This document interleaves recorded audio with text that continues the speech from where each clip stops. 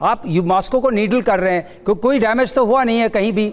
और आपने जो खबरें आ रही हैं उससे पता चला है कि एक भी आदमी मरा नहीं है, कोई मिलिट्री इंस्टॉलेशंस को कोई नुकसान नहीं पहुंचा है, किसी रडार को नुकसान नहीं पहुंचा है, किसी एयर डिफेंस सिस्टम को नुकसान नहीं पहुंचा है। तो ये मिलिट्री ऑपरेशन नहीं है एज ऑफ नाउ। जो ड्रोन्स आ रहे हैं उनमें इतनी क्षमता नहीं है किसी चीज़ को नष्ट कर सकें। अब बात उठती है, ये साई वॉरफेयर का पार्ट ज़रूर है।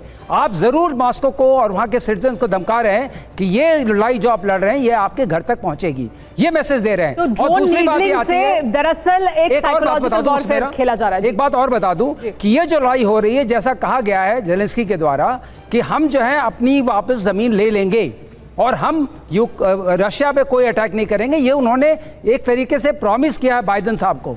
तो अगर आप उसके नज़रिए से देखते हैं तो बाखमुत को लेने के लिए लैंड वॉरफेयर करना पड़ेगा, जिसको काउंटर ऑफेंसिव के लिए वो तैयारी कर रहे हैं। इस तरीके के ड्रोन के वहाँ अटैक करने से, नीडल करने से कोई लड़ाई नहीं जीती जा सकती। और वर्ल्ड वॉर 2 को भी आप देखिए, तो वो इलाका ऐसा है जहाँ आपको टैंक का वॉरफेयर, आर्मर्ड का वॉरफेयर करना ही पड़ेगा। ठीक है, लेकिन वीके दत्ता जी, फिर इसका मकसद क्या है? सिर्फ नीडल करके साइकोलॉजिकल वॉरफेयर, ये जताना बताना कि आपके घर में भी हम हमला करेंगे, आपको भी शेल्टर में जाना पड़ेगा, सिर्फ इतना ही मकसद है या इसके जरिए कोई और भी मकसद है यूक्रेन का? वीके दत्ता, देखिए ऐसा है कि ये साइकोलॉजिकल वॉरफेयर तो है ही है, जिसको साई ऑप्स बोलते हैं।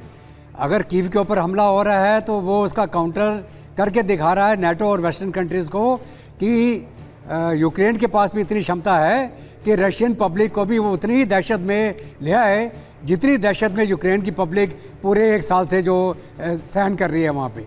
और ये साइकोलॉजिकल वॉरफेयर है, ये भी एक पार्ट ऑफ काउंटर ऑफेंसिव ही है ये जी। आप इसको नकारे मत, ये भी part of planned counter offensive है बाय कीव। जी सर, माफ कीजिएगा आपको, जी ठीक है, माफ कीजिएगा आपको रोक रही हूं क्योंकि एक बड़ी खबर आ रही है। मॉस्को अटैक के बाद जेलेंस्की ने बड़ा बयान दिया है, अपनी जमीन वापस मिलने तक रूस से कोई बात नहीं होगी, कहा है जेलेंस्की ने। हमारी जमीन जब तक हमें वापस नहीं मिलेगी तब तक रूस से कोई बात नहीं करेंगे, बातचीत का कोई रास्ता खुला नहीं रहेगा। यह जेलेंस्की का बड़ा बयान, अपनी जमीन वापस मिलने तक, यानी जेलेंस्की अभी भी लगातार यह दावा कर रहे हैं कि वो अपनी जमीन को वापस हासिल कर लेंगे। क्या वो हासिल कर सकते हैं, ये बड़ी बात है, लेकिन यह बड़ा बयान है।